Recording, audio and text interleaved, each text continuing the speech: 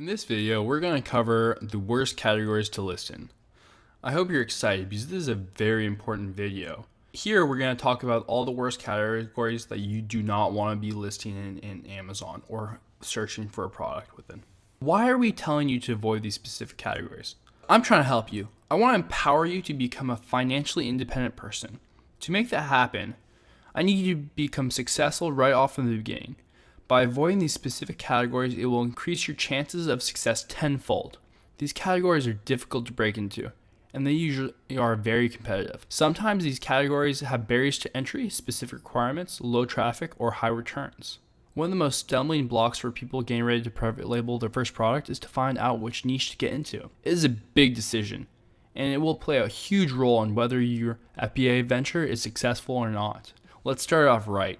Jumping into it, let's get into the first category, electronics. You may say, oh, I want to get into electronics, and you may disagree with this niche making the list. However, if you're launching your first private label product, it is best to stay away from anything in the electronics category. You can get into electronics, but you have to be extremely careful. They break, they wear out. You may see a high return and refund rate, which is not good for your seller rating or your wallet. Cheap electronics, especially in China, can be very low quality. Category number 2, toys and games. This is a hard one. There's big brands that dominate.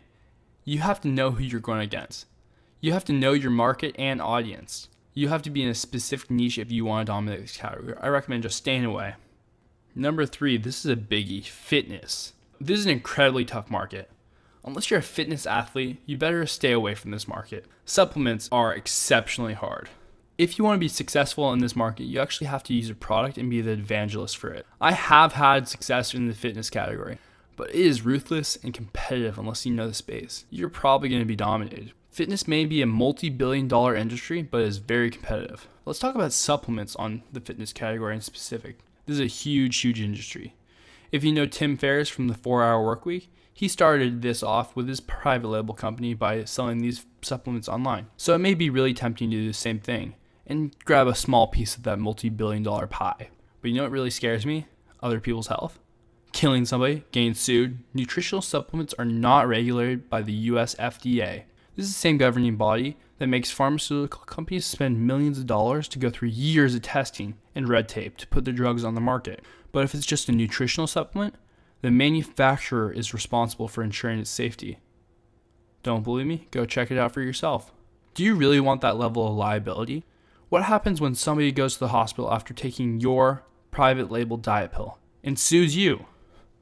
I'm not saying it may ever happen, but you might want to stick to safe categories. That level of liability is not for me at all. Next, kitchen. If you've started reading FBA online, every FBA guru out there tells you, kitchen, perfect category, jump into it. I say no. It's incredibly saturated. A couple of years ago, it was easy to get into, but now it's incredibly difficult. Everybody and their mother is in this category. You have to be majorly niche if you want to get in this category. It is definitely possible. I've done it, but it's tough. It's not really worth it. Number 5, music, movies, games, and software. This is a pretty obvious one. There's a ton of profit in this category. There's a ton of sales, but I don't recommend it for Amazon FBA. You have to constantly monitor for updates, be aware of copyright, trademark infringement. It's just not worth it. Don't even bother getting into this category, especially for your first product.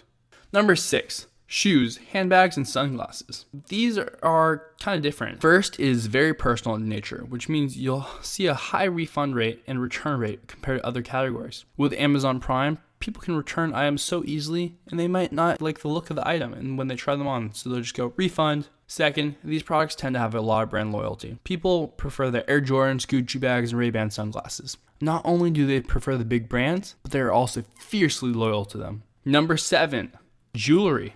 This is another category that is incredibly personal in nature, and people tend to be brand loyal as well. This leads to high return and refund rates. The second issue is finding the right manufacturer for your item, especially in China. There are so many knockoffs out there, and you don't want to get into that. And if you do find the right supplier, be expected to be charged a ton of money for these items.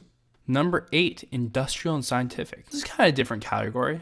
You can find lab equipment, safety gear, janitorial equipment, and anything else you need in this category easily. This category is also incredibly profitable, but I would say stay away from this category. This category tends to have less traffic than other categories out there. Also in this category, It's typically B2B or business to business, not B2C, business to consumer. Selling safety equipment and similar products could add liability to your company. If you are selling a safety harness and one of them breaks, be expected to be in a huge lawsuit.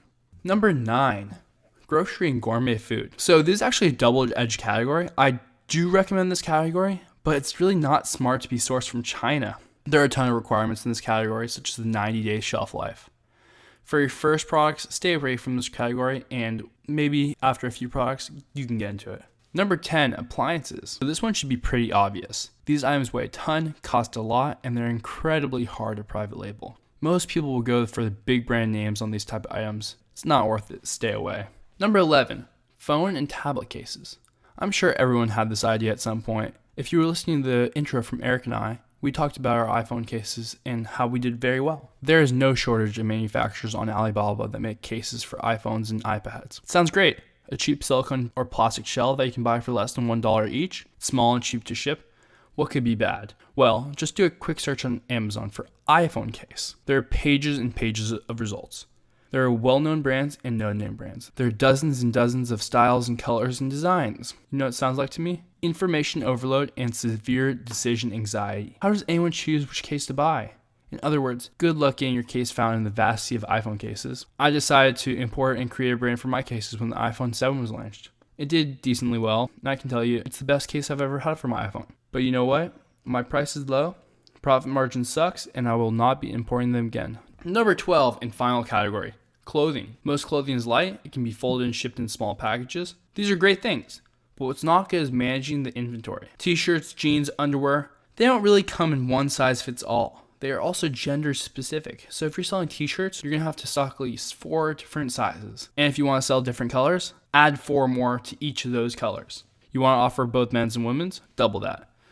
Oh, you'll also be using a separate barcode or SKU for each of those different sizes and each different color. And I won't go into all the different brands that dominate clothing, keep up with trends, blah, blah, blah.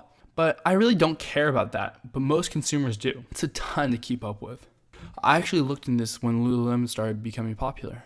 I used my common knowledge to avoid it, and thank God I did. Just so you know, before you dive into the research process, there are some categories that require approval. Usually you can easily get into these categories, but it is just one additional barrier to get into. I'm not saying that you should stay away from these categories. I just want to let you know that you are required to submit additional documentations before you jump into them. Personally, for your first product, I would avoid these categories. But if you decide to try it out, you may reap additional benefits. As of this time we recorded this video, there are instant approvals in the following categories: jewelry, luggage, shoes, handbags and sunglasses, and clothing and accessories. Go over to Amazon, get approved for these categories. It'll be worth it later down the road. This requirement list can be found on Amazon. Just go ahead and search categories requiring approval and you will find it.